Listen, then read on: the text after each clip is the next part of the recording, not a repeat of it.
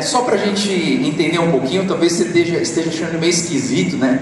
Tem um cara pintando aqui do lado, né? No final do culto ele vai dar uma palavra. Ele é um dos meus melhores amigos e o nome dele é Davi Kim. O Davi, ele é um coreano que ele tem uma pele um pouco escura, né? Assim, carinhosamente eu chamo ele de negão, né? E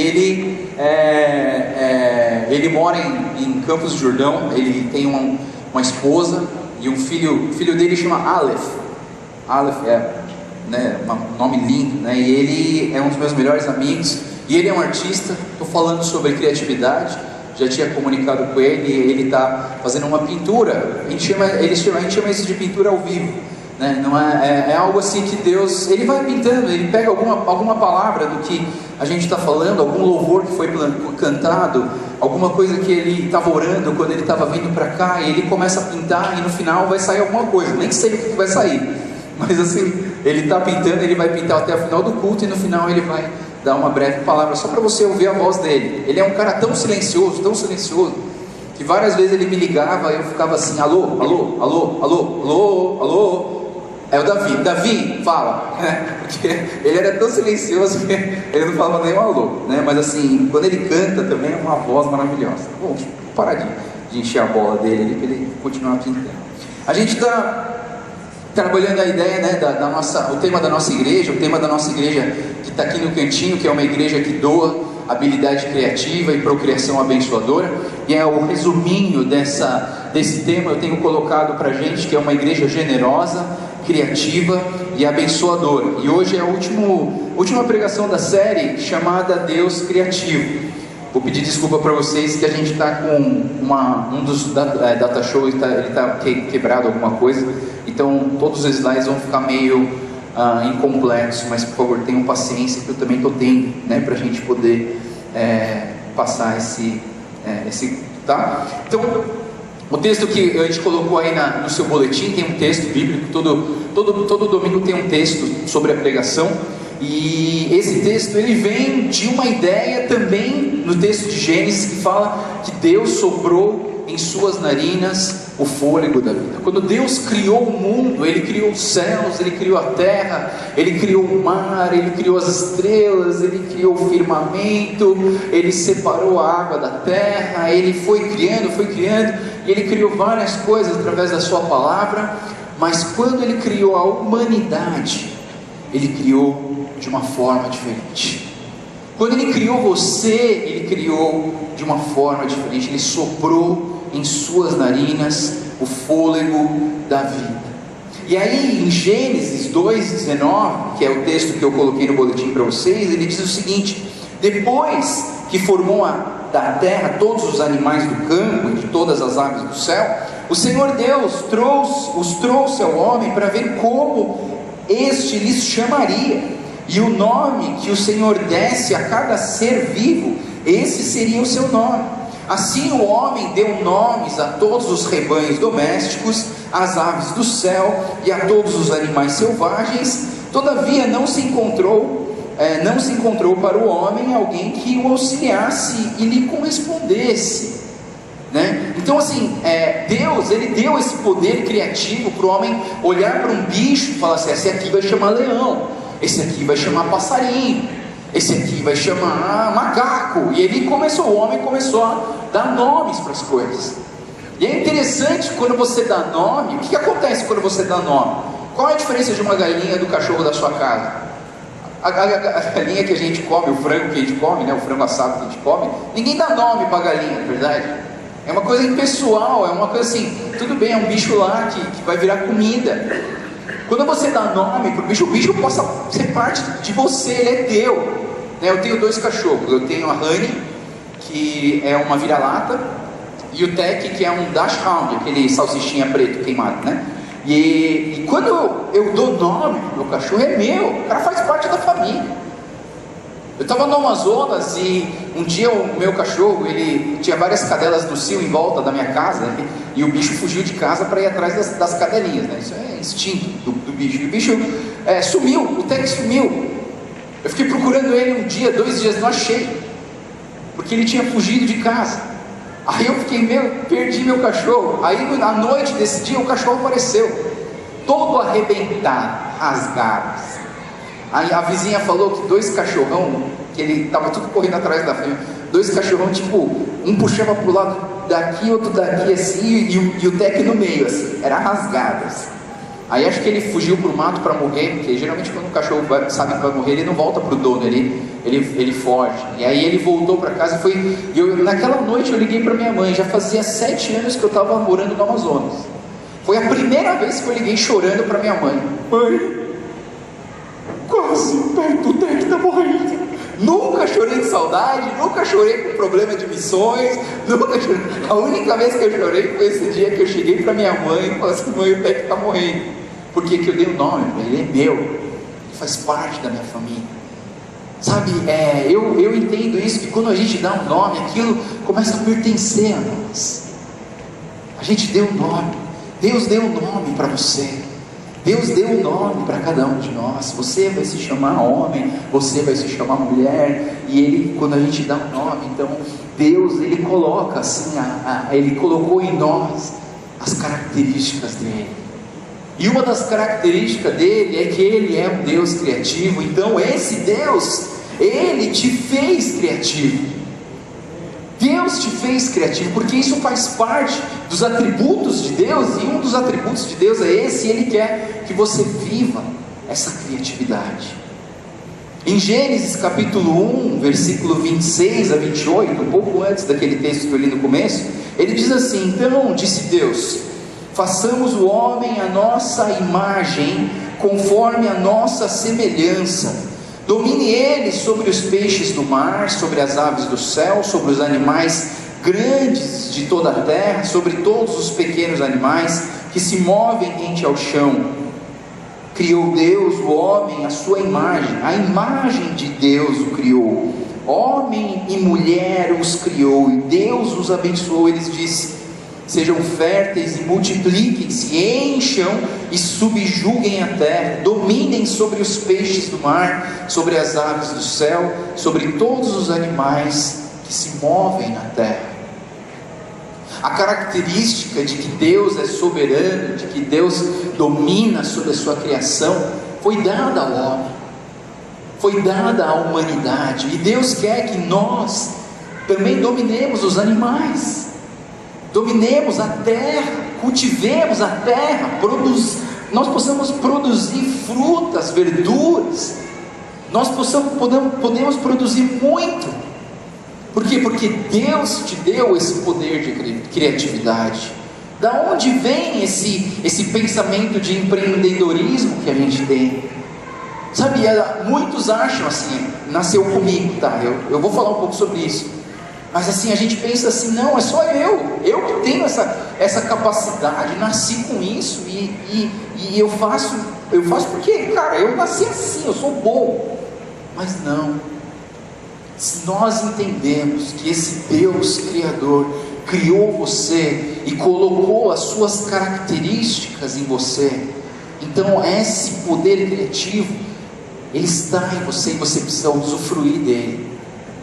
Nós precisamos ter essa ideia de que quando Deus criou, Ele criou você de uma forma especial. Ele criou o cachorro, Ele criou a vaca, Ele criou o passarinho, mas quando Ele te criou, foi diferente. Sabe, Deus então, diz que então o Senhor Deus formou o homem do pó da terra e soprou em suas narinas e o fôlego da vida, e o homem se tornou um ser vivente. Deus, Ele quer que nós vivamos a imagem e semelhança de Deus aqui na terra. Sabe, o ser humano, nós precisamos resgatar o ser humano.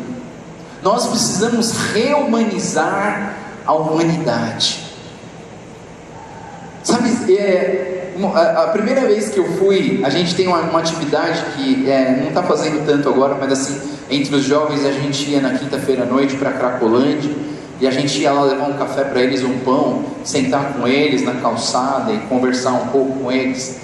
A primeira vez que eu fui na Cracolândia, eu olhei todas aquelas pessoas, parecia aquele filme Walking Dead, né? Você já assistiu Walking Dead? Vai lá na Cracolândia que você vai ver o que é Walking Dead de verdade. Pessoas vivas e mortas ao mesmo tempo. Pessoas que não têm mais sensação, sentimento. A droga tomou tudo da vida deles. Eles não têm nada a perder, eles roubam, eles fazem um monte de besteira porque eles não têm nada a perder. Aí você olha aquilo ali jogado no chão, segurando aquele cachimbinho deles, que não solta por nada. O cara está na fila do pão, ele pega o café, ele pega o pão, começa a fazer assim, mas aquele cachimbinho dele ele não solta por nada. Você olha aquilo ali e você fala assim: isso aqui é a imagem e a semelhança de Deus. Dói no coração. Dói no coração você pensar que aquela pessoa, a Bíblia fala que Deus criou aquela pessoa para ser a imagem e a semelhança de Deus. Dói no coração. Quando você olha um ser daquele ali, você fica pensando: puxa, como que Deus, assim como que Deus criou essa pessoa, a imagem e semelhança de Deus, ela está assim hoje. A gente vai falar um pouquinho sobre isso. Mas eu queria que a gente pudesse tentar pensar numa pergunta. A pergunta é: o que significa ser a imagem de Deus? O que significa ser a imagem de Deus? Sabe, Deus te criou essa imagem, o que significa? Claro que se a gente for responder essa pergunta aqui, pessoal, a gente vai demorar horas e horas trabalhando esse assunto, abrir a Bíblia de Gênesis a Apocalipse para responder isso. Mas eu queria duas características. Eu queria que a gente pensasse em duas características, dois pontos principais, para a gente entender um pouquinho o que é ser a imagem de Deus. Primeira coisa, eu queria dizer que ser a imagem de Deus é refletir a capacidade do Criador. Esse teólogo chamado Van Groningen, ele diz o seguinte: ao criar a humanidade, a sua imagem, Deus estabeleceu uma relação na qual a humanidade poderia refletir de modo finito certos aspectos do infinito Rei Criador. A humanidade, em sua forma física, também refletiria as próprias capacidades do Criador: aprender, conhecer, exercer amor, produzir, controlar, interagir. Deus, Ele te dá essa capacidade de você interagir, Ele te dá essa capacidade de produzir. Nós temos aqui na nossa igreja várias pessoas que trabalham com confecção, várias pessoas. Como que a gente consegue criar coisas novas? Tá certo que a gente vai fazer pesquisa na Europa, em Nova York, mas a gente cria, a gente coloca o modelo brasileiro, a gente faz um jeito que vende. Por que vende? Vende porque você usou da sua criatividade. Deus te deu esse poder de administrar, de fazer o marketing, de espalhar a ideia, de pessoas comprarem a sua ideia, de comprarem os seus produtos. Deus dá criatividade para nós. Deus, Ele fez isso porque faz parte de você. Aí você pensa assim: mas puxa, se for coisas mais assim, sistemáticas, como que a gente pode fazer isso? Pode, e Deus te dá essa criatividade. Vou contar um caso que aconteceu um dia. Eu estava procurando meu computador e não achei. Ele deve estar em algum HD externo que eu guardo as fotos, né, do Amazonas. Mas teve um dia, eu estava numa comunidade em Santa Isabel, e lá eu tinha, eu percebi que naquela comunidade não era muito grande. Eu falei: puxa, que bom, né? Eu vou poder atender todo mundo no período da manhã, aí à tarde eu vou pescar, porque vou acabar com todos os pacientes de manhã, beleza. Aí eu comecei a atender os pacientes e tal, e aí à tarde uma senhora falou assim: João, você podia tratar o meu dente? Acho que eu tenho um dente bem que está doendo, você podia tirar ele para mim? Como ela trabalhava como agente de saúde na comunidade, então assim, não dava para eu atender porque ela ia trabalhar o dia inteiro. Então eu falei assim: então no final da tarde eu tiro esse seu dente, né? Aí essa mulher veio, aí eu olhei assim, tranquilo, cara, era um molar, tudo bem, ele era grande, mas assim, molar tranquilo, já tirei vários.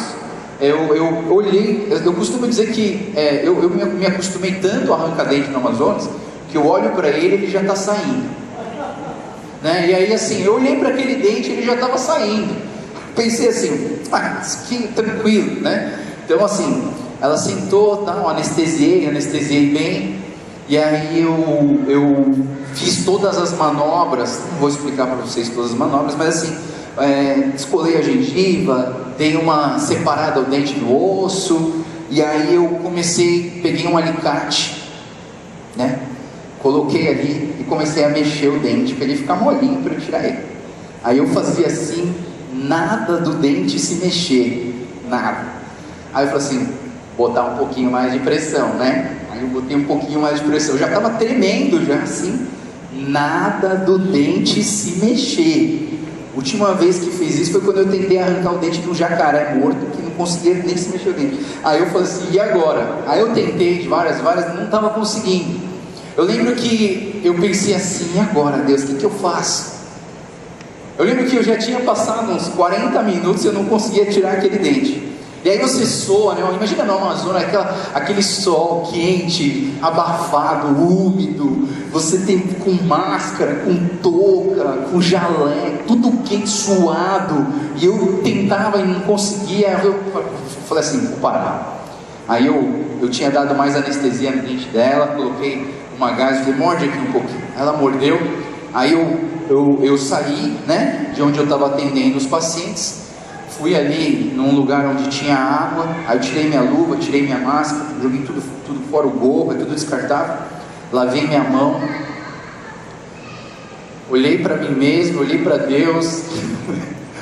Deus, esse negócio não quer sair não. Acho que ele vai ter que sair em nome de Jesus, né? Eu lembro que eu fechei o olho assim, eu falei, Deus me ajuda, que quando eu não estou conseguindo tirar o dente assim, fazer um tratamento bom, eu dou uma parada, tiro tudo, dou uma refrescada, sabe? Às vezes na nossa vida a gente precisa dar uma dessas. A gente fica insistindo no problema que a gente não consegue resolver, a gente vai se acabando, suando, a gente não consegue resolver e a gente fica continuando tentando. Às vezes é bom você dar uma parada. E aí eu dei uma parada, e fui no cantinho, lavei a mão, lavei o rosto, coloquei uma touca nova, coloquei uma máscara nova, coloquei uma luva nova. Enquanto eu colocava minha luva, parece que Deus tinha me dado uma técnica odontológica para fazer o negócio funcionar. Foi um negócio incrível, nunca tinha pensado nisso, né? E aí veio essa ideia, e depois eu conversei com alguns outros dentistas, eles falaram, puxa, nunca tive essa ideia.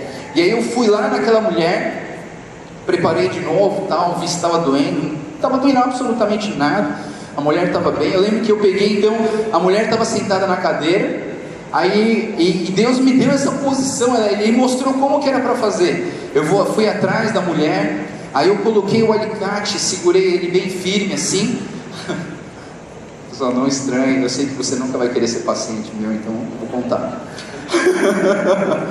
Eu segurei o alicate na mão assim, eu fui por trás da senhora, ela estava sentada aqui, aí eu segurei no queixo dela, aí eu puxei o queixo para um lado e o dente para o outro.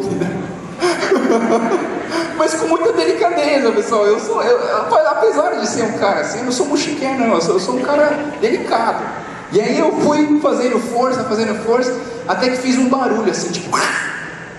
Falei, pronto, arranquei o queixo dessa mulher, né? Eu pensei comigo, arranquei o queixo dessa mulher, essa mulher não tem mais queixo, né? Ela vai me processar, o marido dela vai me matar, eu não vou embora para minha casa, né? E aí então, saiu um bloco assim de dente. Eu falei assim, pronto, cara, arranquei o queixo dessa mulher.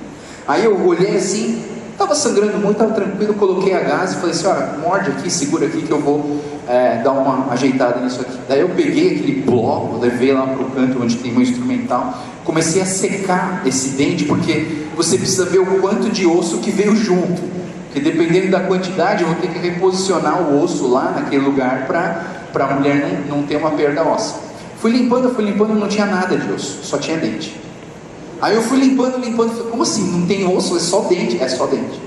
Quando eu olhei, você que já tirou o siso vai entender comigo, tá? Você já tirou o terceiro molar um dia? O que aconteceu? O segundo molar inferior, ele tem duas raízes, assim. E aí, o terceiro molar, ele estava dentro da raiz, entre as duas raízes do segundo molar. o terceiro molar. Ele era uma peça só, os dois dentes eram uma peça só. No meio da raiz do segundo molar estava o terceiro molar incrustado lá. E aí o que aconteceu? Em um movimento só, eu tirei os dois maiores dentes da boca, o segundo molar e o terceiro molar, numa tacada só. Eu mostro isso para meus colegas de dentista, ninguém acredita, só olhando a foto para você acreditar. Eu colocava ele em pé assim na mesa e ficava tirando foto de todos os anos, que eu nunca tinha visto um negócio desse. Foi a extração de terceiro molar tirando o segundo molar, né? E assim, e eu fiquei pensando comigo mesmo, da onde veio essa ideia? Cara, só pode, no meio do Amazonas, não tinha professor de cirurgia, não tinha cirurgião bucomaxilofacial, não tinha um médico, cirurgião que pudesse dar uma orientação. Aquilo, para mim, Deus falou para mim: Joel, usa sua criatividade, eu te dei, faz assim. Vocês têm problemas que vocês não conseguem resolver. Todos aqui têm problemas que você não consegue resolver. Não sei se é com o seu trabalho, não sei se é com a sua família, não sei se é com os seus pais, não sei se é com você mesmo, mas eu sei que esse Deus criativo colocou dentro de você a criatividade para você solucionar os problemas. O que você precisa fazer é dar uma parada, secar o suor do seu... Você está se esforçando tanto para resolver os problemas, você não consegue. Dá uma parada, dá uma respirada, toma um cafezinho, toma um suco gelado, sei lá. Para um pouquinho, porque Deus te deu a capacidade de aprender, de conhecer, de exercer amor, de produzir, de controlar e de interagir. Entenda isso. A imagem, ser a imagem de Deus é refletir a capacidade do Criador. Segunda coisa que eu quero falar para vocês, e última, hoje a pregação vai ser curta. A segunda e última seria que Deus, ser a imagem de Deus é ser um ser relacional. Deus te criou porque Ele mesmo, quando na Bíblia a gente lê que um olhou para a cara do outro, né? Fica imaginando os três ali, Jesus, o Espírito Santo e o Deus Pai. Um olhou para a cara do outro e falou assim: façamos o homem a nossa imagem e a nossa semelhança. Eu achei interessante isso. Deus é um ser relacional. A relação entre o Pai, o Filho e o Espírito Santo revela quem é o Filho foi enviado pelo Pai, o Pai que enviou o Filho em amor às pessoas, foi capacitado pelo Espírito Santo, que o Espírito Santo revela o que está no coração de Deus. Deus ama e envia o Espírito Santo para nós, assim como Jesus Cristo veio morrer numa cruz por nós, para que nós possamos nos relacionar e ter um livre acesso, como a gente cantou hoje. Senhor, eu não sou nada, mas Ele te dá um livre acesso a esse Deus, porque Ele é um ser relacional. Ele te fez um ser relacional e Ele quer se relacionar com você. Deus quer se relacionar com você. Quando o homem estava sozinho, diz nesse Gênesis 2,18, então o Senhor declarou: não é bom que o homem esteja só, farei para ele alguém que o auxilie e o corresponda. Deus olhou para o homem ali, Adão, largado no Éden, e percebeu, ele não pode ficar sozinho, porque ele foi criado para se relacionar. Não existe alguém que possa ficar sozinho. Estou falando sozinho mesmo. Deus, Ele criou as pessoas para se relacionar. E eu acredito que esse poder de relacionamento foi criado e foi dado por Deus para nós nos relacionarmos. E aí Ele foi lá, fez o Adão dormir, pegou a costela e transformou aquela costela em uma linda mulher. Dizem algumas teorias que primeiro Deus fez o rascunho, né, para depois fazer a perfeição, né?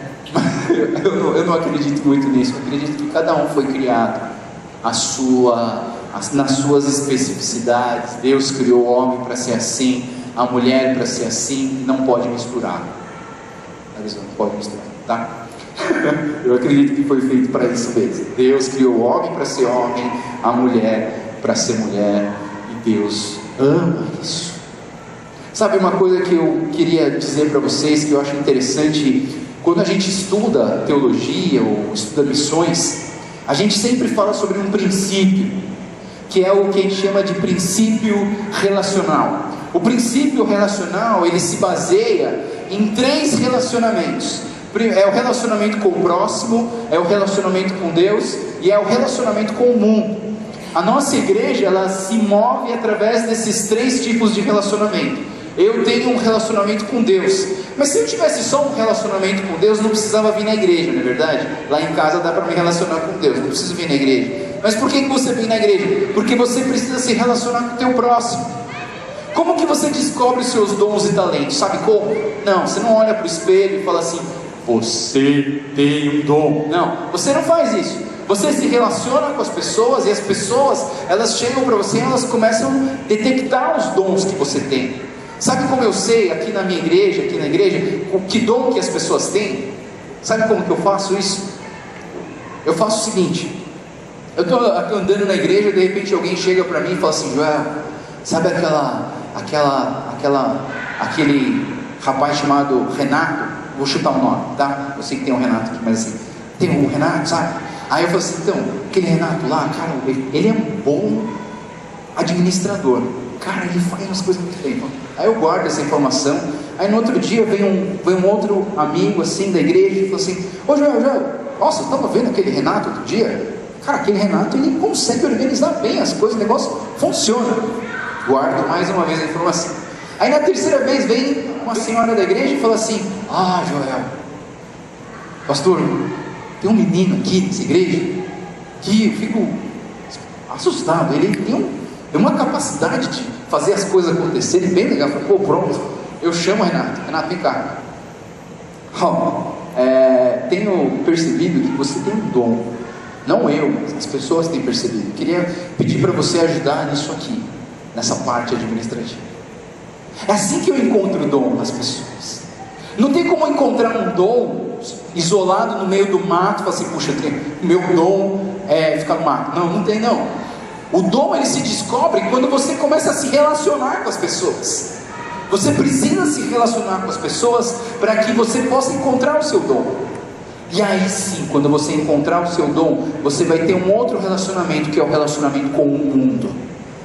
E o relacionamento com o mundo, basicamente, são as missões, é a gente ajudar as pessoas carentes, é ser uma igreja, não só uma igreja de cunho religioso, mas que a gente ajude socialmente as pessoas do nosso bairro. Isso é ter um relacionamento com o mundo. E eu acredito que esse trio de relacionamentos é o que fundamenta a ideia de quê?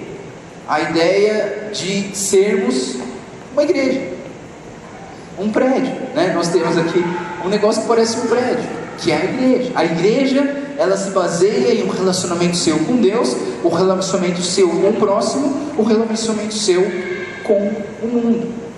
É bonito, né? Até aqui está tudo bonito. Até aqui, pastor, tudo que você falou é legal, está bonito, nós somos a imagem e semelhança de Deus, Deus criou a gente de uma forma maravilhosa, mas eu não posso terminar aí, eu tenho que dizer uma coisa para vocês. No meio da criação de Deus, Deus criou o homem, Deus criou a mulher, no meio dessa trilogia de relacionamento com Deus, com o próximo, com o mundo, entrou uma coisa chamada pecado. E aí o pecado, entrando em nós, ele gera uma coisa chamada egoísmo. E por causa do egoísmo, a gente deixa de ajudar as pessoas. E aí o egoísmo, ele cresce e a gente começa a ficar orgulhoso. E no nosso orgulho, a gente deixa de amar o nosso próximo, porque a gente ama só a nós mesmos. Ai de quem me ofender, ai de alguém que vier me xingar, ai de alguém que vier me perseguir. nós temos essa, por causa do pecado, nós quebramos relacionamentos com o nosso próximo, e nós acabamos também o relacionamento nosso com Deus. Por quê? Porque por causa do orgulho, porque eu só penso em mim, eu acho que tudo que eu faço vem de mim mesmo. Cara, eu não preciso de Deus. Eu não preciso de Deus para criar os meus filhos, não preciso de Deus para manter o meu relacionamento com o meu marido, com minha esposa, não preciso de Deus para viver com os meus amigos, não preciso de Deus no meu trabalho. Eu sei fazer, eu sei abrir a loja, eu sei atender os pacientes, eu sei resolver esse caso, porque eu sei, não preciso de Deus, e Deus sai da sua vida. E a ideia de cruz não existe mais. Não existe, porque você não precisa da cruz. Você vai lá por um simples peso de consciência que você tem, e fala assim: pô, vou dar um pulinho lá na igreja. Já fiz tanta coisa errada essa semana, de repente lá na igreja, né, eu posso sair mais leve. E você perde até o valor de cruz. Queridos, estamos próximos à Páscoa.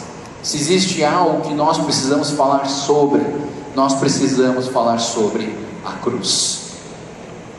Jesus, Ele veio com a cruz restaurar, humanizar as pessoas criadas à imagem e semelhança de Deus. Ele veio nos rehumanizar, porque nós, por causa do pecado, nós começamos a se desviar dessa humanização e começamos a nos desumanizar. Nós pensamos em nós mesmos, nós queremos as coisas para nós mesmos, nós temos orgulho de nós mesmos. Ai de quem mexer comigo, porque eu sou uma pessoa que tem status, e aí o meu relacionamento com Deus é quebrado, eu me torno um inimigo de Deus por causa do pecado, e você começa a se desumanizar. Eu não falo isso só para quem é drogado na Cracolândia, pessoal. Eu falo isso para pessoas que são ricas, que têm 5 carros, que têm tudo que elas precisam na vida, comem bem, comem em restaurante, mas aqui, ó, está vazio. Aqui no coração tem um vazio tão grande que eu não consigo preencher com nada. Mas Deus criativo, Ele teve uma ideia. Ele falou assim: eu vou enviar o meu filho lá na terra para salvar, para rehumanizar aquela criatura que eu criei, a minha imagem e a minha semelhança. Deus trouxe a cruz para que você fosse rehumanizado.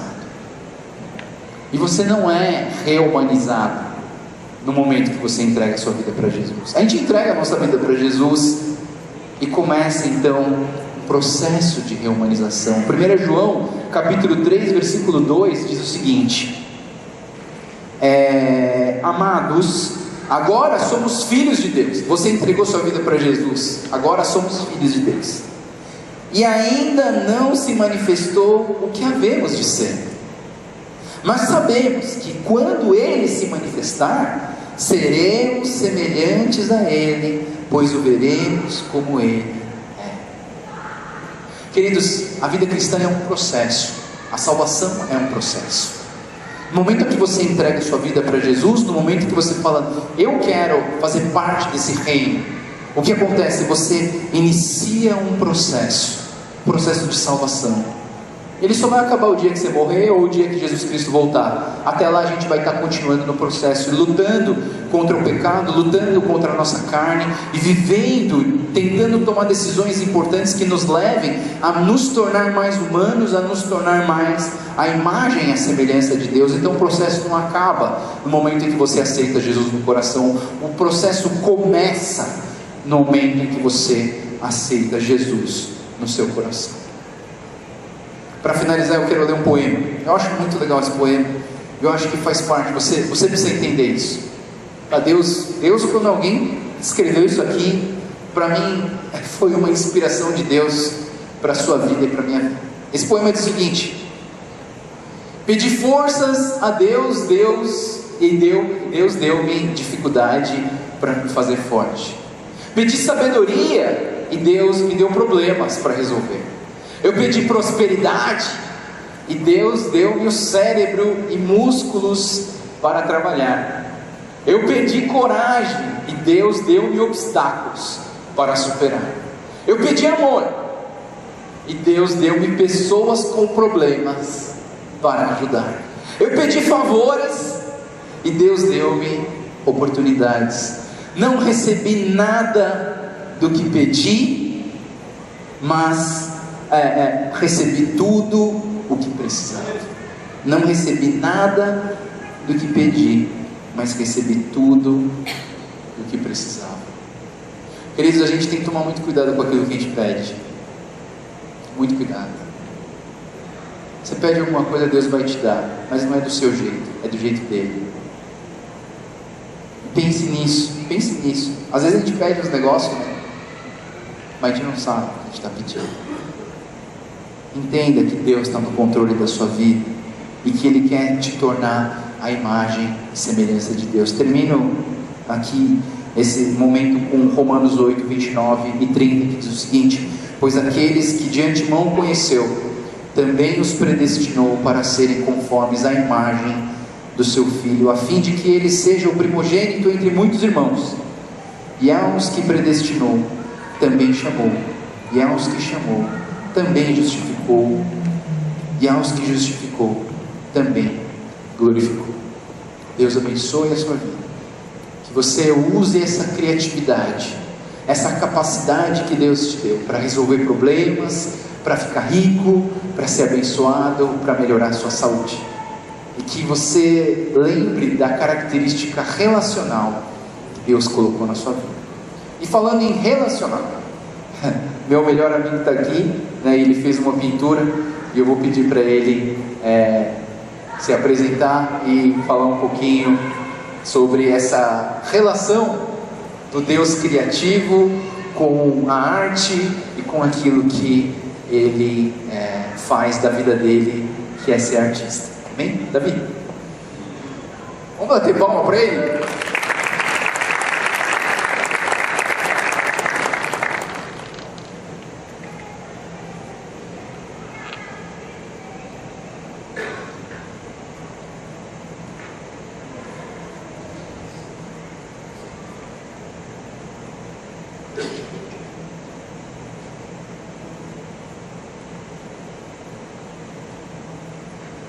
Bom dia.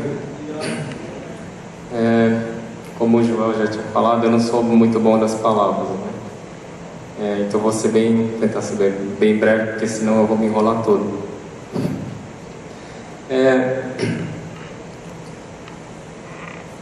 Sim, eu fiquei pensando no que falar, né, sobre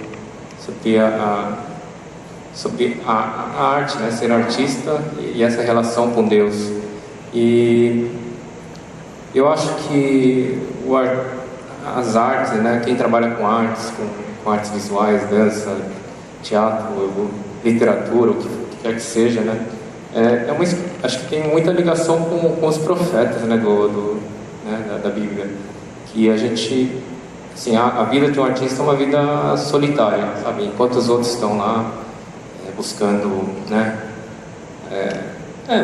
buscando as coisas da vida, fazer dinheiro e tal, a gente somos pessoas inquietas, né, com o mundo, com a realidade. A gente está sempre questionando tudo, né, sempre duvidando de tudo, né, mesmo né, a gente até mesmo tem direito de duvidar da fé cristã e se fazer perguntas, né, ir mais fundo do que as pessoas estão dispostas a ir, né. Então é uma existência solitária, assim. Você está buscando ir mais fundo, está buscando entender o sentido das coisas, significado da vida, significado da existência, por que estamos aqui. E uma coisa que eu tenho me perguntado muito ultimamente, pensado muito ultimamente, é que a gente, assim, quando a gente, assim, daqui a 200 anos, quando todos nós estivermos mortos, assim, a única coisa que vai sobrar vai ser um nome no cemitério, né? E eu acho que o artista, ele deve, mesmo assim, mesmo o artista, assim, o que eu crio, o que eu faço, né, talvez sei lá, não sei quando Jesus vai voltar, mas digamos que daqui a 1000 anos pode não ter relevância alguma, eu vou sumir completamente da história. Mas enquanto eu estiver vivo, eu queria, assim, o que eu busco é tocar, né? Pelo menos ter a graça, né, de poder tocar em algumas vidas, né, com aquilo que eu faço, e mostrar as coisas eternas, né? E quando a gente busca esse mais fundo, assim, a gente, como todas as pessoas no mundo, a gente tem muitas questões, muitas, né, dúvidas, mas a gente tem uma direção, né? A Bíblia nos aponta, a cruz nos aponta uma direção, e essa direção que a gente busca, e dali trazer respostas para aqueles que, né, estão vivendo, aquelas pessoas que não têm disposição, ou, né, para ir, né, para trazer essas coisas. Eu acho que o papel do artista é trazer essa realidade, as realidades eternas, e mostrar para as pessoas que não estão nem aí, ou estão tentando evitar essa realidade, né, de que a vida acaba aqui, que existe algo além, né, que é nisso que a gente deve investir nossas vidas. Então é isso que eu procuro, né, assim eu não gosto de fazer artes bonitinhas, né, coisas perfeitas com flores e tal, porque eu acho que a vida é muito mais do que isso. A vida acho que a maior parte da vida são dificuldades, e a gente encontra, né, pequenos focos de esperança. Então eu gosto de, naquilo que eu faço, fazer uma coisa que reflita a vida, né, a escuridão, a tristeza, mas trazendo aquele foco de esperança na eternidade. Depois a gente vai deixar o quadro aqui, né? Se quiser tirar uma foto, poxa, aquele quadro foi pintado naquele culto, né? Então, se você quiser tirar uma foto, fica à vontade, né? E que Deus abençoe muito as nossas vidas, que nós possamos ser criativos como o nosso Deus é criativo para nós. Amém? Vamos orar? Senhor Deus, obrigado, Pai, por essa palavra, e obrigado porque o Senhor tem abençoado essa igreja e tem nos abençoado através da sua criatividade. Pai, obrigado que essa palavra continue tocando nos nossos corações, que nós possamos refletir mais e mais ainda em sermos criativos como o criativo é o nosso Deus. Obrigado pela tua palavra, nós oramos agradecidos em nome do Senhor Jesus. Amém.